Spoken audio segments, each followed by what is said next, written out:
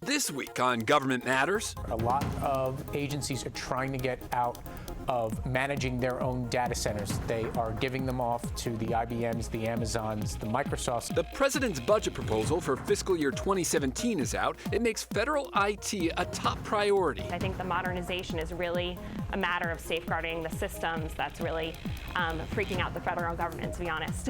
To minimize that fear, the budget spends more on cybersecurity, research and development, and personnel. It would also give federal workers their biggest raise in years. Congress doesn't really have to approve a raise. All they have to do is not block the raise that President Obama has proposed. This week, a deep dive into the budget proposal. Government Matters starts right now. From ABC 7 and News Channel 8, this is Government Matters. To our viewers around the world on the American Forces Network and here in our nation's capital, thank you for joining us. Government is the engine that runs this city. That's why Government Matters. Every week we bring you the top headlines in tech, security, and management. Morris is off this week. I'm your host, Mike Carter-Canine. President Obama has unveiled a record $4.1 trillion election year budget. It finances Democratic priorities like education, healthcare, and climate change, financed by new taxes on oil, the wealthy, and big banks. Diane Cho kicks off our in-depth coverage of the budget proposal. On the day of the New Hampshire primary, the administration released the president's proposed fiscal year 2017 budget. Obviously, February in general is crowded this year. And so I'm not sure, given both the February statutory release date and, frankly, the fact that Congress was so late in getting the budget done, that we were going to be able to find a day that was sort of free from other distractions. According to the OMB director, Sean Donovan, the budget adheres to the bipartisan agreement signed into law last fall. As you may recall, that fully paid for agreement allowed us to avoid harmful sequestration cuts, the second time that Congress came together on a bipartisan basis to avoid sequestration, and provided dollar-for-dollar funding increases for both defense and non-defense priorities for 2016 and 2017. But Republicans have already blasted the proposal. House Speaker Paul Ryan released a statement saying, quote, "This isn't even a budget so much as it is a progressive manual for growing the federal government at the expense of hardworking Americans. Quote, we need to tackle our fiscal problems before they tackle us," end quote. Ryan highlighted President Obama's proposed tax on American oil. It would tack on a $10.25 fee for every barrel phased in over 5 years. The White House says the money would help pay for investments in expanding transit and rail and in clean transportation. The fee itself, it is paid by oil companies. We anticipate that oil companies will pass some of that on to the consumers of various oil products. And that's important here in that this is not just about automobiles, it's about airplanes and rail and other forms of transit that consume oil. And oil, as I said earlier, is responsible for about 30% of carbon pollution. The $4.1 trillion budget also increases spending on cybersecurity by more than 35% from 2016 to more than $19 billion.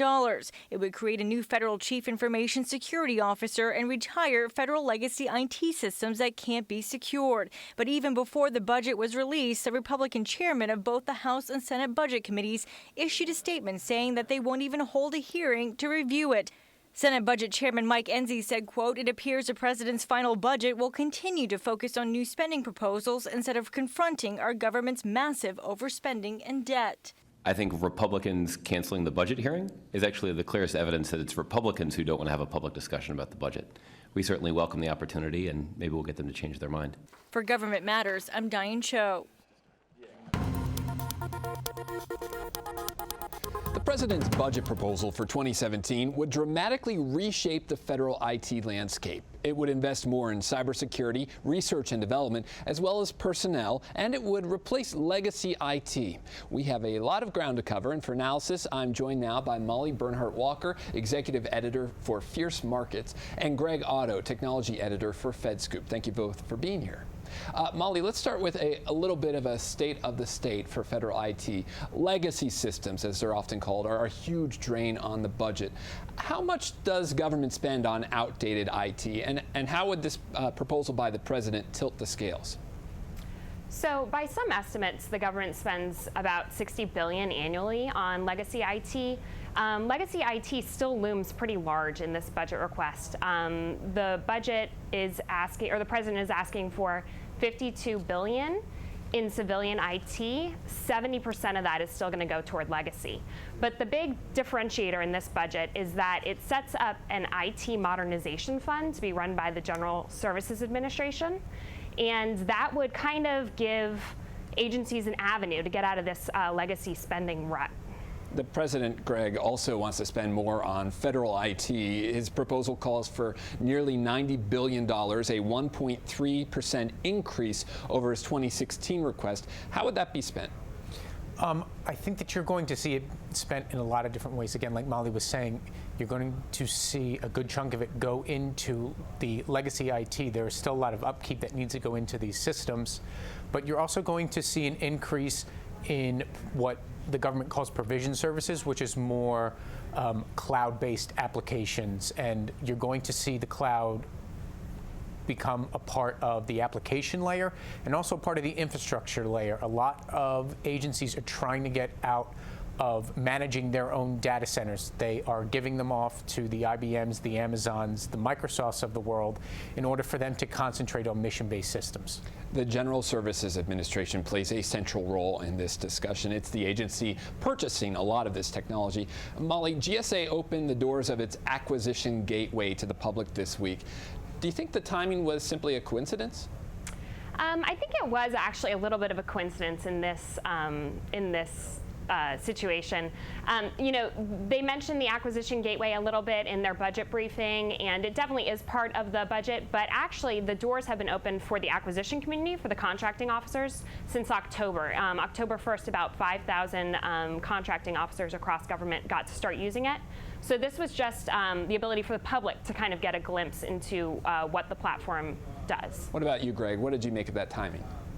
I don't think it's as much of a coincidence. I think that there have been plans to reform the way the government acquires federal IT, and these discussions have been going on for some time. So I really think that the GSA, OMB, everybody is really on the same page about trying to get agencies to buy into more modern technology.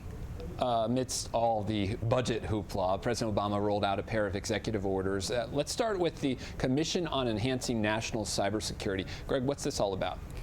Yeah, so this executive order, the president is going to have 12 experts form a panel this panel is going to look at new and novel ways they can enhance cybersecurity in both the public sector and the private sector. So not only are you going to see a government IT angle, you're going to see some work being done that is going to go into public advocacy campaigns that the general public is going to be a part of.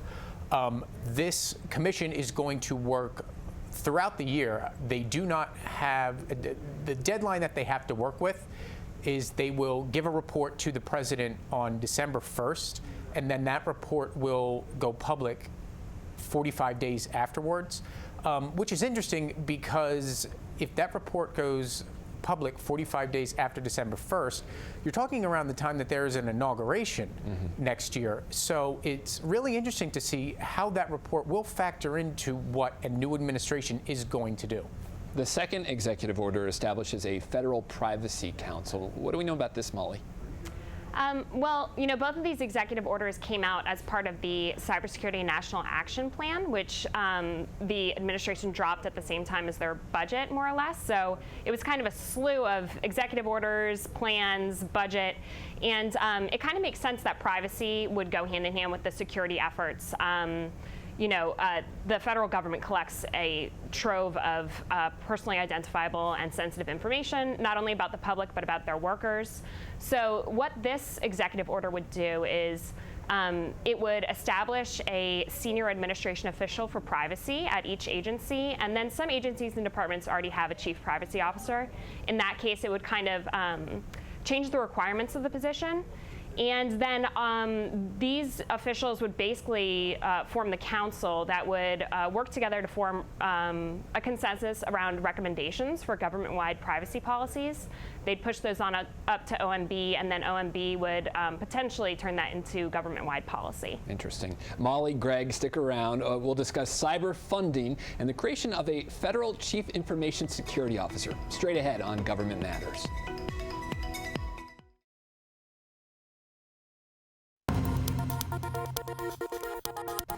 I'm back with Molly Bernhart Walker, executive editor for Fierce Markets, and Greg Otto, technology editor for FedScoop.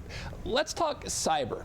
President Obama's National Action Plan to bolster cybersecurity calls for a new position. In fact, it's already been posted online. Greg, tell us about the Federal Chief Information Security Officer. What do we know about this job and what it entails? So the Federal Chief Information Security Officer, or CISO, is going to be a new role that is going to come aboard the government in the next 60 to 90 days. They will report to federal CIO Tony Scott. In this role, what's really interesting about this role is this person isn't going to be the end-all, be-all in the same way that Tony Scott sort of works for OMB and manages and sends out directives on the way the government uses IT. The federal CISO is going to be a very collaborative role. They're going to work with DoD, NSA, OPM, NIST about setting new standards within cybersecurity and really making recommendations and setting forth best practices for how the federal government will use cybersecurity going forward. They will also sit on an information security subcommittee on the CIO Council, so they will be working with agency heads nonstop. And they will also be working on a task force that looks to bring more cybersecurity experts into the fold in federal government. The federal government is having a tough time getting people to work in cybersecurity at various agencies. So the federal CISO is going to work on an initiative that will bring in young, fresh thinking to modernize cybersecurity. The budget proposal also calls for $19 billion in cyber spending. That would help DHS maintain Einstein and pay for the continuous diagnostics and monitoring program. That is a good chunk of change, Molly. Do these IT initiatives have bipartisan support in Congress? I would say the cybersecurity initiatives under DHS do have bipartisan support across the aisle. I would say, however, though, with that increased funding usually comes increased scrutiny. So it will be interesting to see how closely those programs are monitored. There was a pretty damning Government Accountability Office report about Einstein and saying that some of its capabilities were seriously lacking, and that came out about 2 weeks ago. So we have yet to kind of see what the repercussions are of that and how that may affect congressional support. With Congress already considering an update to CISA, the Cybersecurity Information Act, Information Sharing Act, I should say, what's the latest there, Greg? How does that fit into this budget debate? Well, I think what you're going to see in relation to CISA and the budget debate is, I don't know if there's necessarily going to be updates to CISA, but you're going to see that plan sort of take action. I was at a NIST a ribbon cutting for the National Cybersecurity Center of Excellence earlier this week. There was an interesting panel that was held there.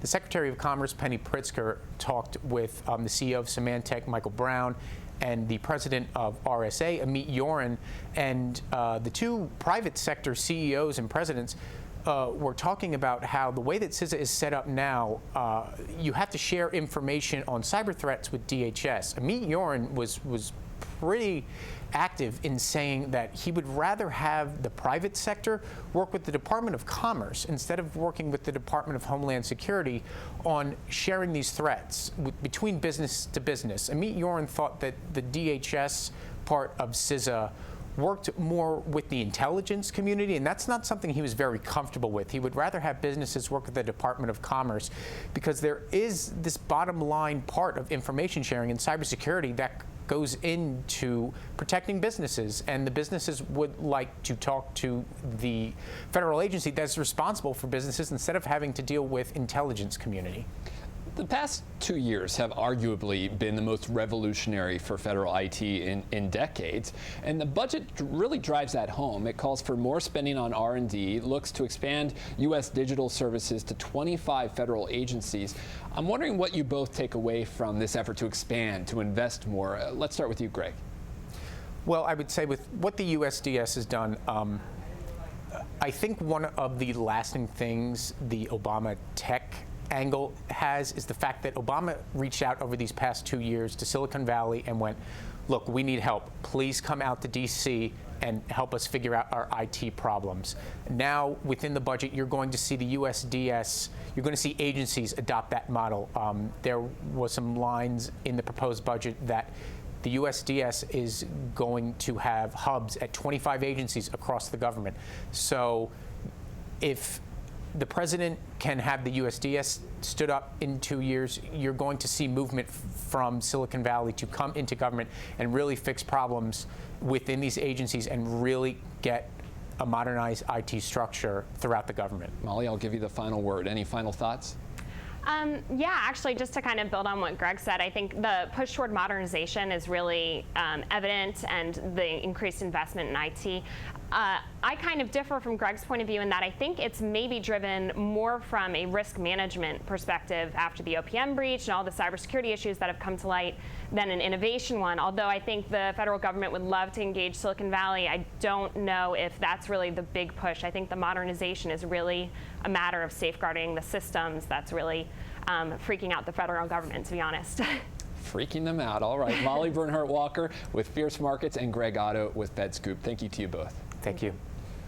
We'll turn from security to management straight ahead on Government Matters.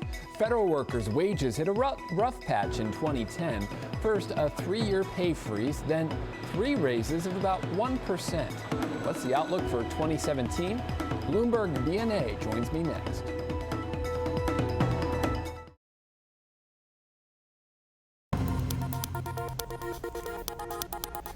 The budget also includes some measure of relief for federal workers. It includes a 1.6% pay raise and a call for 6 weeks of paid parental leave. For details, I'm joined now by Louis LaBrecque, senior reporter for Bloomberg BNA. Thanks for being here, Louis. Thank you. Let's start with a little history lesson here. Federal workers' wages have been pretty flat over the past several years, and 1.6% is, I guess, better than nothing. Yeah, it's a little better than nothing, and in fact, it's a little bit better than recent years.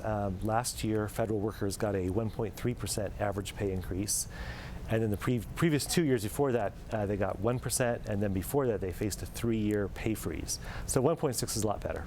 So earlier, I mentioned that the budget calls for a raise for them. Some federal labor unions want more than 5%. Where does Congress fall in all this? Are lawmakers in this Congress likely to approve any raise at all? Well, Congress doesn't really have to approve a raise. All they have to do is not block the raise that President Obama has proposed. So that's really what's happened in the last 3 years, is that they haven't said we approve this, but they haven't done anything to block the raise. So that's kind of the important issue. Let's talk about this issue of paid parental leave. If federal workers have a child and they want to spend time away from work, what are their options? Well, they can take, there's 12 weeks of unpaid leave that's available for all Americans under the Family and Medical Leave Act. They can also use sick leave and annual leave, and they can, under President Obama recently took some executive action, and under that, they can take 6 weeks of advanced sick leave. So that's an option too. So how would this proposal change all that? Well, the president's proposal would give federal workers 6 weeks of paid leave, so that'd be a lot more straightforward. You're also following rumblings of civil service reform and union bargaining over phased-in retirement. What's likely to get accomplished during President Obama's final year in office? Well, in terms of civil service reform, probably not that much. Members of Congress are going to be running for re-election, and they're going to be kind of preoccupied and probably spend less time in D.C. than usual. However, I think that President Obama might do some more housekeeping things, such as recently he signed an executive order that gave federal agencies more latitude to pay senior executives more, also called on federal agencies to increase rotations for federal senior executives. Do you see any more of these final year accomplishments? Are they all going to be executive actions, if you could predict, or is there any common ground with lawmakers on the Hill on dealing with some of these issues? Right. Well, I guess there's some areas of common ground. One thing that may have a chance is a recent bill from Senator Tester, but co-authored by Senator Grassley, and that's called the Paid Administrative Leave Act, or just the Administrative Leave Act, sorry. But it would change the rules for administrative leave, and it would actually make it harder for federal agencies to use it in kind of a willy-nilly way. It would put restrictions on the use of it. Louis, you'll have to keep us posted. Louis LaBrecque, senior reporter for Bloomberg BNA. Thanks so much for your time. Thank you. We'll turn from management to final matters straight ahead.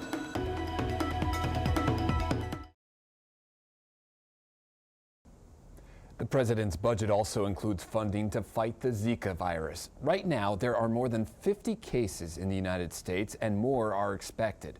But as Steve Nance reports, health officials consider a massive U.S. outbreak unlikely. There are growing concerns as the Zika epidemic continues to spread around the world. This is a really unprecedented phenomenon. With each passing day, the evidence that Zika is causally related to microcephaly gets stronger. On Thursday, the heads of the Center for Disease Control and Prevention and the National Institute of Allergy and Infectious Diseases testified on Capitol Hill, where Congress is considering President Obama's $1.8 billion request for emergency funds to fight the disease. Is this enough? We think that will cover for the next 1 to 2 years, but there's a lot that we don't know. Saying they are most concerned about the residents in more tropical parts of the U.S., like Puerto Rico and the U.S. Virgin Islands. We may well see tens or hundreds of thousands of Zika infections in Puerto Rico. Directors Frieden and Fauci said researchers are already working on a vaccine. We will likely go into phase 1 clinical trial with this vaccine sometime in late summer, and I hope after several months we'll know if it's safe. And that was Steve Nance reporting. And that is the latest from Washington. Thank you for watching. I'm Mike Carter-Canine. We know your week is filled with other matters. Save this half hour for us.